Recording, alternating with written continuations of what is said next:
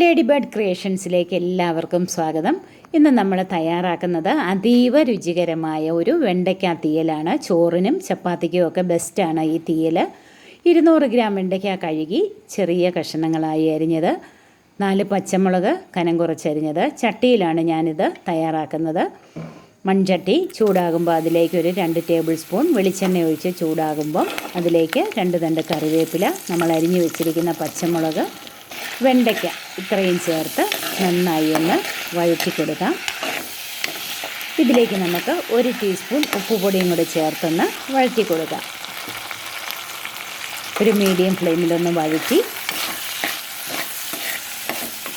നന്നായി ഒന്ന് വഴറ്റിയിട്ട് നമുക്കിത് ലോ ഫ്ലെയിമിലൊന്ന് മൂടി വെച്ചൊന്ന് വേവിച്ചെടുക്കണം. ഇപ്പോൾ ഒരു 10 മിനിറ്റ് ആയിട്ടുണ്ട്.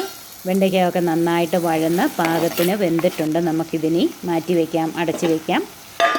ഫ്ലെയിം ഓഫ് ചെയ്ത് മാറ്റി വയ്ക്കാം. ഇനി തേങ്ങ, ഒരു മീഡിയം തേങ്ങയാണ് ഞാൻ എടുത്തിരിക്കുന്നത്. അത് തേങ്ങ ചുരണ്ടി 2 മണിക്കൂർ ഫ്രീസറിൽ വെച്ചിട്ട് പുറത്തെടുത്ത് മിക്സിയുടെ ഉണങ്ങിയ ബൗളിലിട്ട് നന്നായിട്ടൊന്ന് പൊടിച്ചെടുത്തിട്ട് വേണം നമ്മളിത് വറുത്തെടുക്കാൻ. പാനിൽ 2 ടേബിൾ സ്പൂൺ എണ്ണയൊഴിച്ച് ചൂടാകുമ്പം തേങ്ങ നന്നായി പൊടിച്ചെടുത്തതും, 2 തണ്ട് കറിവേപ്പില, 1/2 കപ്പ് ചുവന്നുള്ളി കനം കുറച്ചരിഞ്ഞത്, ഒരു 4 അല്ലി വെളുത്തുള്ളി കനം കുറച്ചരിഞ്ഞത്. ചൂടായ എണ്ണയിലേക്ക് നമ്മൾ തേങ്ങയും ചുവന്നുള്ളി അരിഞ്ഞതും കറിവേപ്പിലയും വെളുത്തുള്ളി അരിഞ്ഞതും കൂടെ ചേർത്ത് തുടരെ ഇളക്കി വെള്ളം വറ്റിച്ച് നന്നായിട്ട് ഇതൊന്ന് ബ്രൗൺ കളറാകുന്നത് വരെ ഇത് നമുക്കിത് മൂപ്പിച്ചെടുക്കണം. ഞാൻ മുളക് ഇപ്പോൾ ചേർക്കുന്നില്ല, മുളക് പൊടിയാണ് ചേർക്കുന്നത്. അത് നമുക്ക് അവസാനം ചേർത്താൽ മതി. തുടരെ ഇളക്കണം. ഇപ്പോൾ ഒരു പകുതി പരുവമായിട്ടുണ്ട്, കളറൊക്കെ മാറി വരുന്നുണ്ട്. നന്നായി ഇളക്കി ഇങ്ങനെ പൊടിച്ചെടുക്കുമ്പോഴത്തേക്ക് നമുക്കൊരുപോലെ അരപ്പ് മൂപ്പിച്ച് എടുക്കാൻ പറ്റും. ഇനി 2 കപ്പ് വെള്ളം ചൂടാകുമ്പോൾ അതിലേക്ക് ഒരു നാരങ്ങ, ചെറുനാരങ്ങയുടെ വലിപ്പത്തിലുള്ള പുളി, വാളൻ പുളി ചേർത്ത് ഒന്ന് വയ്ക്കാം. അപ്പം ഒന്നുകൂടെ നമ്മുടെ തേങ്ങ മൂത്തിട്ടുണ്ട്, കുറച്ചുകൂടെ ഒന്ന് മൂക്കണം. മൂത്ത് വരുമ്പോഴത്തേക്ക് നമുക്ക് ഇതിലേക്ക് ആവശ്യമുള്ള മുളക് പൊടി ചേർത്ത് കൊടുക്കാം. ഒരു 2 table spoon Kashmiri chilli powder ചേർത്ത് കൊടുക്കാം.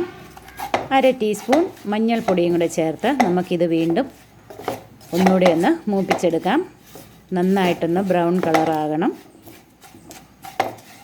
ഇപ്പം പാകത്തിനായിട്ടുണ്ട്. നമുക്കിതൊന്ന് ഒരുവിധം ഒന്ന് തണുക്കുമ്പം മിക്സിയുടെ ഉണങ്ങിയ ബൗളിലിട്ട് നന്നായിട്ടിതൊന്ന് പൊടിച്ചെടുക്കാം.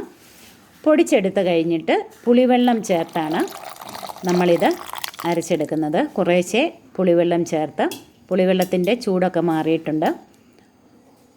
പുളിവെള്ളവും കൂടെ ചേർത്ത് നന്നായിട്ടിത് വെണ്ണ പോലെ അരച്ചെടുക്കണം. ഇനി നമുക്കിത് വഴുന്ന വെണ്ടയ്ക്കായിലേക്ക് ചേർത്ത് നമുക്ക് ബാക്കി ഇരിക്കുന്ന പുളിവെള്ളവും കൂടെ ചേർത്ത് പാകത്തിനൊരു നീട്ടം ആകുന്നത് വരെ ചേർത്ത് ഇളക്കി, ഉപ്പ് വേണമെങ്കിൽ നോക്കിയിട്ട് അല്പം ഉപ്പും കൂടെ നമുക്ക് ചേർത്ത് കൊടുക്കാം. ഗ്രേവിയൊക്കെ അവരവരുടെ പാകത്തിന് ചേർക്കാം. ഇനി ഇതൊന്നുകൂടെ ഒന്ന് തിളപ്പിച്ചെടുത്തിട്ട് നമുക്ക് കടുക് വറുത്ത് ചേർക്കാം. നല്ല ടേസ്റ്റുള്ള ഒരു തീയലാണ്. എൻ്റെ ചേച്ചിയുടെ ഒരു പ്രത്യേക പ്രിപ്പറേഷനാണ്. അതനുസരിച്ചാണ് ഞാൻ ഈ കറി തയ്യാറാക്കിയിരിക്കുന്നത്. ഒറ്റ പാത്രം ചോറുണ്ണാൻ വേറെ ഒരു കറിയും വേണ്ട. ഈ ഒരു വെണ്ടയ്ക്ക തീയലുണ്ടെങ്കിൽ എല്ലാവർക്കും ഇഷ്ടപ്പെടുന്ന നല്ലൊരു തീയലാണ്. അപ്പം ഇതൊന്നുകൂടെ ഒന്ന് തിളപ്പിച്ച് നമുക്ക് അടുപ്പിൽ നിന്ന് വാങ്ങി വെച്ച് ഇനി കടുക് താളിച്ച് ചേർക്കാം. 2 ടേബിൾ സ്പൂൺ വെളിച്ചെണ്ണ ഒഴിച്ച് ചൂടാകുമ്പോൾ അതിലേക്ക് 1 ടീസ്പൂൺ കടുക്, 3-4 ചുവന്നുള്ളി കനം കുറച്ചരിഞ്ഞത്, 2 തണ്ട് കറിവേപ്പില, ഒരു 3 വറ്റൽമുളക് ഇത്രയും ചേർത്ത് നന്നായിട്ടിതൊന്ന് മൂപ്പിച്ച് നമുക്ക് കറിയിലേക്ക് ചേർക്കാം. അപ്പോൾ ആദ്യമായി ഈ ചാനൽ കാണുന്നവർ ദയവായി ഒന്ന് സബ്സ്ക്രൈബ് ചെയ്യണം. മറക്കാതെ ബെൽ ബട്ടൺ ക്ലിക്ക് ചെയ്ത് ഓൾ ഓപ്ഷൻ കൊടുക്കണം. അപ്പം കടുക് താളിച്ചത് നമുക്കിനി കറിയിലേക്ക് ചേർത്ത് കൊടുക്കാം. നന്നായി ഒന്ന് ഇളക്കി ഒരു 5 മിനിറ്റ് സമയം മൂടി വയ്ക്കണം. അപ്പം ഈ താളിച്ചതിൻ്റെ ടേസ്റ്റെല്ലാം നന്നായിട്ട് നല്ല മണവും നല്ല രുചിയുമുള്ള ഈ തീയൽ നിങ്ങളൊന്ന് തയ്യാറാക്കി നോക്കണം. നിങ്ങളുടെ വിലയേറിയ കമൻസ് അറിയിക്കണം.